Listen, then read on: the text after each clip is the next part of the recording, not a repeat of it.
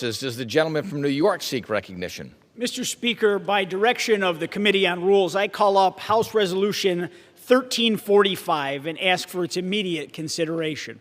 The clerk will report the resolution. House Calendar Number 79, House Resolution 1345. Resolved that upon adoption of this resolution, it shall be in order to consider in the House the bill, H.R. 8312, to establish fraud prevention and program integrity functions and data sharing authorities within the Department of Treasury and a permanent government-wide Inspector General for fraud, accountability, and recovery and for other purposes. All points of order against consideration of the bill are waived. The amendment in the nature of a substitute recommended by the Committee on Oversight and Government Reform, now printed in the bill, shall be considered as adopted. The bill as amended shall be considered as read. All points of order against provisions in the bill as amended are waived. The previous question shall be considered as order on the bill, as amended, and on any further amendment thereto to final passage without intervening motion except one. 1 hour of debate, equally divided and controlled by the chair and ranking minority member of the Committee on Oversight and Government Reform or their respective designees, and 2, 1 motion to recommit. Section 2, upon adoption of this resolution, it shall be in order to consider in the House the bill, H.R. 8464, to amend Title 31 United States Code to authorize pausing and segmenting payments and for other purposes. All points of order against consideration of the bill are waived. The amendment in the nature of a substitute recommended by the Committee on Oversight and Government Reform, now printed in the bill, shall be considered as adopted. The bill as amended shall be considered as read. All points of order against provisions in the bill as amended are waived. The previous question shall be considered as order on the bill as amended, and on any further amendment thereto to final passage without intervening motion except one. 1 hour of debate, equally divided and controlled by the chair and ranking minority member of the Committee on Oversight and Government Reform or their respective designees, and 2, 1 motion to recommit. Section 3, upon adoption of this resolution, it shall be in order without intervention of any point of order to consider in the House the resolution. House Resolution 1335, condemning actors seeking to defraud the United States government and expressing the sense of the House of Representatives that government-wide fraud and improper payment prevention reforms will meaningfully improve the financial prosperity of the United States, and that federal program eligibility should be verified before payment. The resolution shall be considered as read. The previous question shall be considered as order on the resolution and preamble to adoption without intervening motion or demand for division of the question except 1 hour of debate, equally divided and controlled by the chair and ranking minority member of the Committee on Oversight and Government Reform or the respective designees. Section 4, upon adoption of this resolution, it shall be in order to consider in the House the bill, Senate 2, to provide for reconciliation pursuant to Title II of Senate Concurrent Resolution 33. All points of order against consideration of the bill are waived.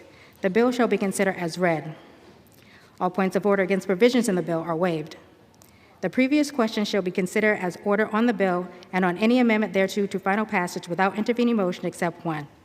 1 hour of debate, equally divided and controlled by the chair and ranking minority member of the Committee on the Budget or their respective designees, and 2, 1 motion to commit. The gentleman from New York is recognized for 1 hour. Thank you, Mr. Speaker. For the purposes of debate only, I yield the customary 30 minutes to the distinguished gentlewoman from Pennsylvania, Ms. Scanlon, pending which I yield myself such time as I may consume. During consideration of this resolution, all time yielded is for the purpose of debate only. Mr. Speaker, I ask unanimous consent that all members have 5 legislative days to revise and extend their remarks. Without objection. House Resolution 1345 provides consideration for 4 measures. The rule provides for consideration of H.R. 8312, H.R. 8464, and H.Res. 1335 under closed rules, with 1 hour of debate each, equally divided and controlled by the chair and the ranking minority member of the Committee on Oversight and Government Reform or their designees, and provides 1 motion to recommit for H.R. 8312 and H.R. 8464. The rule also provides for consideration of S2 under a closed rule, with 1 hour of debate equally divided and controlled by the chair and ranking minority member of the Committee on the Budget or their designees, and provides for 1 motion to commit. Mr. Speaker, I rise in support of this rule in support of the underlying legislation. The rule before us provides for consideration of 4 measures that address 2 of the federal government's most fundamental responsibilities: safeguarding taxpayer dollars and protecting the American people. At a time when Americans are demanding greater accountability from Washington, these measures represent common sense steps to ensure that government is carrying out the basic responsibilities that taxpayers expect it to perform. Mr. Speaker, every year, Washington loses hundreds of billions of dollars, taxpayer dollars, to fraud, improper payments, and abuse. And every year, Americans are told the same exact thing: nothing can be done about it. Well, if you don't try, nothing can be done about it. Taxpayer dollars go out the door. Fraudsters cash the checks. Government bureaucrats write reports about what happens after the fact, and taxpayers are left holding the bill. And Americans are frankly tired of it. They're tired of watching Washington lose track of billions of dollars while hardworking families are expected to just pay the tab and not worry about it. And nowhere has this failure been more visible than in the state of Minnesota. Americans watched as massive fraud schemes ripped off taxpayers and exposed just how vulnerable government programs become when oversight disappears and accountability takes a back seat. The lesson should be obvious. When government fails to verify eligibility, fraudsters take advantage. Republicans believe that taxpayers deserve better than that. Mr. Speaker, the rule provides for consideration of H.R. 8464, the Stopping Fraudulent Payments Act. The idea behind the legislation is very simple. If government officials identify warning signs that a payment may be fraudulent, why taxpayers should be forced to send that money out the door anyway? Why? No family should knowingly write a check to someone they believe may be trying to scam them. Yet that is effectively what Washington has allowed to happen time and again for years. H.R. 8464 helps put an end to that government mentality. Instead of waiting for taxpayer dollars to disappear and then attempting to chase them down after the fact, this bill focuses on preventing fraud before it occurs. It allows agencies to pause, segment, or stop payments that present elevated fraud risks before taxpayer dollars are lost. That is simple common sense. The federal government should not knowingly send money to fraudsters and hope everything works out on the back end. Mr. Speaker, the rule also provides for consideration of H.R. 8312, the Fraud Prevention and Accountability Act. The COVID pandemic exposed serious weaknesses in the federal government's ability to protect taxpayer dollars. In the rush to move money out the door, fraudsters saw a cash register. Billions of taxpayer dollars were stolen. Criminals exploited gaps in oversight, and Americans were left wondering how much and how can so much money disappear with so little level of accountability. H.R. 8312 helps ensure that the federal government never again starts from scratch when confronting large-scale fraud.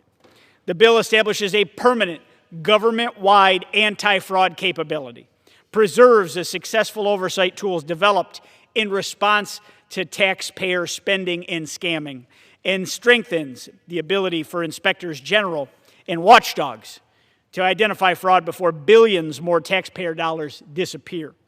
Fraudsters are constantly adapting, and government oversight should not remain stuck in the distant past. This legislation ensures future administrations have the tools necessary to protect taxpayers when the next emergency inevitably arrives. Mr. Speaker, the rule also provides for consideration of HRES 1335. At its core, this resolution recognizes a simple truth. Fraud is not a victimless crime. It says fraud should be condemned. It says Congress should stand on the side of the taxpayers rather than fraudsters trying to exploit the system. Taken together, these measures represent a clear change in approach by government. Instead of chasing taxpayer dollars after they disappear, Republicans are focused on preventing fraud before it happens. And instead of looking the other way when billions of dollars are lost and stolen, Republicans are demanding accountability. Mr. Speaker, whether it's protecting taxpayer dollars from fraud or protecting communities from criminals, cartels, traffickers, and dangerous narcotics, the principle is exactly the same. Government has a responsibility to do the job that the American people expect it to do. And that brings me to the importance of fully funding Customs and Border Protection and immigration enforcement. Mr. Speaker, the rule also provides for consideration of S2, the Secure America Act. One of the most significant success stories of the last year and a half has been the dramatic improvement in security at our southern border. The border crisis that President Trump inherited was not by accident. It was the direct result of deliberate policy decisions made by the Biden administration. For 4 years, Americans watched the cameras on the southern border as the federal government abandoned proven enforcement policies, weakened deterrence, and expanded catch and release practices, and allowed millions and millions of illegal immigrants to enter the country. Nothing short of an invasion. Human traffickers profited. Fentanyl flowed into our communities across the country. Border Patrol agents were forced to process migrants instead of securing our border. The result was one of the worst border crises in our nation's history. Under President Trump, we have reversed the course. It started instantly. The border was closed. Since taking office, illegal crossings have fallen dramatically. Border encounters have plummeted, and law enforcement officers have once again been empowered to enforce the laws already on the books. No new laws have been passed. We're enforcing the laws on the books. The results speak for themselves. In April, southern border apprehensions were 94% lower than the monthly average experienced under the Biden administration. And at the same time, CBP has seized significantly more dangerous narcotics attempting to enter our country, helping keep deadly drugs out of our backyards, our American communities. Those improvements did not happen by accident. They are the result of stronger enforcement, better policies, and President Trump's commitment to restoring the rule of law at our border. But success doesn't mean the mission is complete. The cartels, they haven't disappeared. Human traffickers have not disappeared. Criminal smuggling networks continue to operate every single day. That is why the funding provided in this legislation remains necessary. Mr. Speaker, Customs and Border Protection serves as one of the most important first lines of defense for our nation and for our homeland security. Whether securing our borders, facilitating lawful trade and travel, or stopping dangerous narcotics before they reach American communities, CBP plays a critical role in both our national security and our economy. I represent a district in Western New York that shares a border with Canada. In my district, the border plays a part of everyday life. It supports jobs, commerce, tourism, agriculture, and cross-border trade through Western New York and the Southern Tier. In districts like mine, border security and economic security go hand in hand.